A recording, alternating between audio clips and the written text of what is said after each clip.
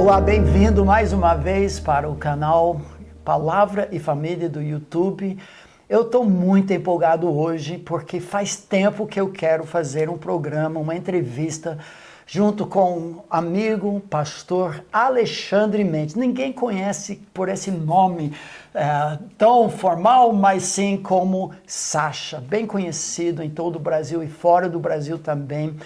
E é coautor comigo desses dois livros, O Namoro e Noivado, não que eu sempre quis, mas que Deus sempre quis, e o volume 2, Perguntas e Respostas sobre esse namoro e noivado. E de passagem vou comentar também que os dois livros existem em espanhol, pela graça de Deus, e nós temos para distribuir até mesmo gratuitamente, se alguém mora perto o suficiente para pegar e levar para um país de fala hispânica, de espanhol. Sacha, conta um pouco sobre sua vida, seu ministério, sua família, e a gente entra nesse assunto de namoro e noivado. Sim. Bom, antes de tudo, obrigado, Davi, pelo convite. É uma alegria também participar desse projeto do livro, dos dois livros, né? Foi uma aventura, foi um processo edificante e eu espero que esteja sendo uma bênção para todos os nossos leitores, que eu acho que já foi mais de uma geração, né?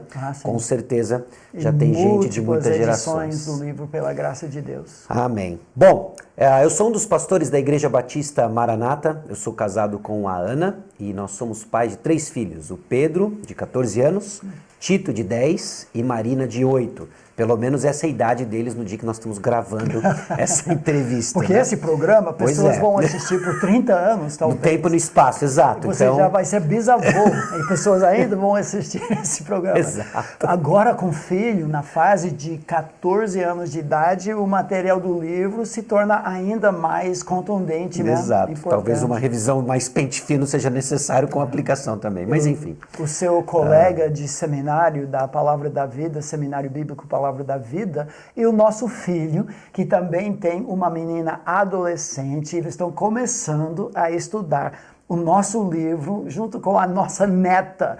Então, fiquei sentir velho, embora você pareça muito mais velho do que eu, mas tudo bem.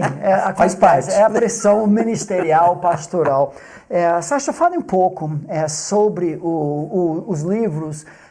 Originalmente era um livro só, né? Mas ninguém iria ler um livro de 600 páginas, especialmente jovem, adolescente. Mas fale um pouco do conteúdo, como surgiram esses livros, a sua história. Você escreveu o TCC de bacharel no Seminário Bíblico Palavra da Vida e a dissertação de mestrado sobre namoro. Então, tem vasta experiência. Fale um pouco sobre o livro e essa história. Bom, eu vou contar então a minha parte de contribuição para que chegasse no material final do livro.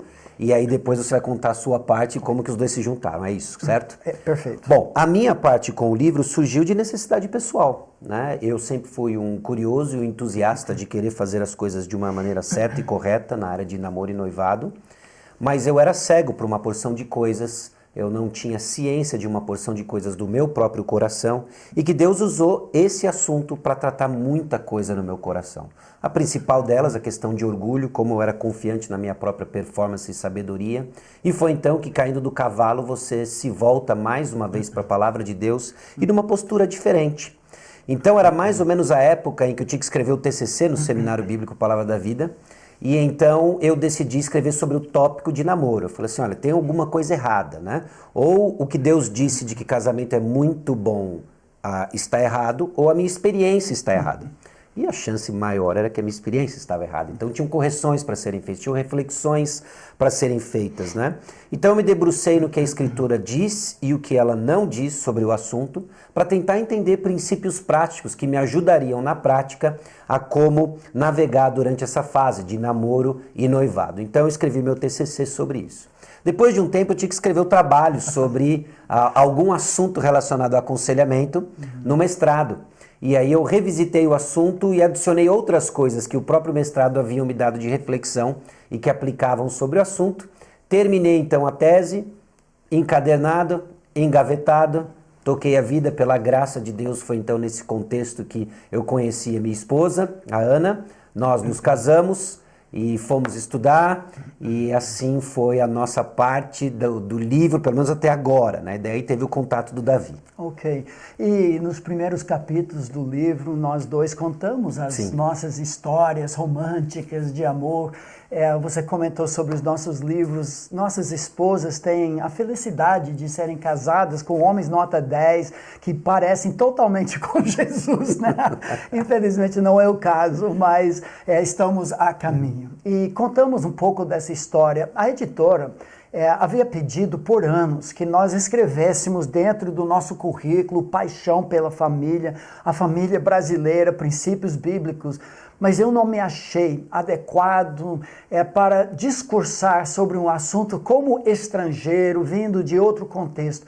E desejava muito, embora tivesse o conteúdo bíblico, alguém do contexto brasileiro. O Sacha era pastor de jovens da nossa igreja. Eu sabia depois, por um amigo mútuo, dos trabalhos dele bem aprofundados nesta área.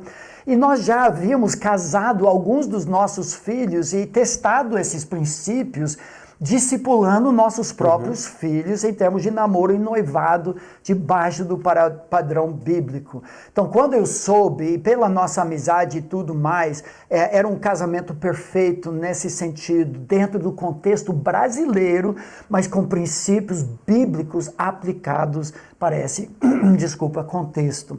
E foi assim que surgiu. Originalmente o livro seria um só, mas quando descobrimos que o tamanho seria tanto, separamos e formamos o segundo livro, que são 66 perguntas, das mais cabeludas até as mais simples, mas com respostas bíblicas às indagações que jovens e seus pais têm sobre tudo isso.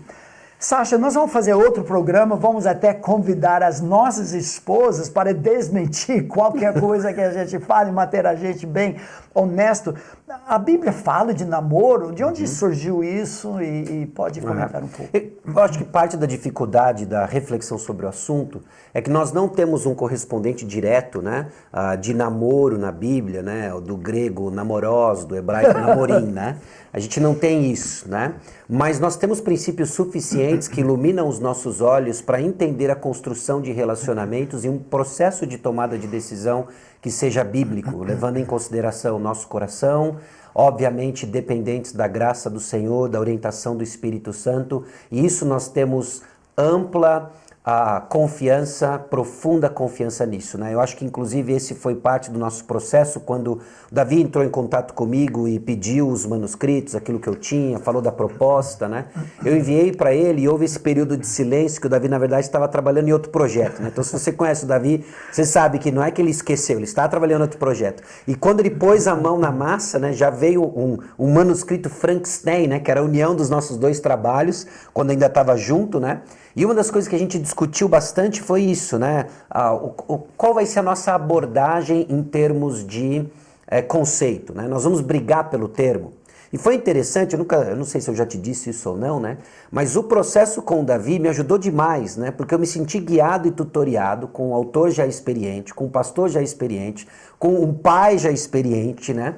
Sobre esse tema para a gente entender qual de fato seriam as brigas, né? A briga não é por um termo, né? Às vezes eu vejo que a discussão se perde, né? Não, a gente não é do namoro, a gente é da corte. Não, a gente não é da corte, a gente é contra ficar, e a gente, né? Nós entendemos que no nosso contexto o termo namoro pode ser definido biblicamente e aplicado com sabedoria para guiar jovens nessa importante fase da vida. Então, embora não tenha um correspondente como o do grego namoros ou do hebraico namorim, né, a Bíblia é suficiente para nos ajudar a pensar sobre essa convenção cultural, aplicar os princípios para uma condução santa, né? Então, assim que eu diria sobre... Legal. Da sua perspectiva, o que você diria é o propósito do que muitos chamam de namoro, de um relacionamento de amizade crescente entre um casal? Qual o propósito dessa instituição de namoro? Sim, o propósito precisa ser o fim para o qual ele se propõe, né, que é casamento. Embora não seja ainda casamento, O propósito tem como esse propósito nosso aqui horizontal e debaixo desse grande guarda-chuva para a glória de Deus, né? Então, o que significa conduzir um relacionamento para a glória de Deus, cujo objetivo é entender o que Deus tem para esse casal em termos de casamento? E aí a gente lidou com princípios, né? Pensando tanto essa linha de chegada a casamento, quanto os princípios de tomada de decisão, vontade de Deus, que invariavelmente toca nesse assunto, né?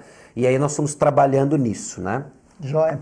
Queríamos muito que esse programa e o próximo fossem assistidos por pais junto com seus filhos, juniores, talvez adolescentes. Vamos fechar esse programa falando sobre alguns dos maiores erros que pais e os seus filhos, jovens, adolescentes, cometem nesta área. O que você destacaria como equívocos, erros, enganos, no mundo em que nós vivemos com tanta pressão, tanta sensualidade, tantos apelos para o jovem entregar seu coração e talvez estragar a sua vida? Sim.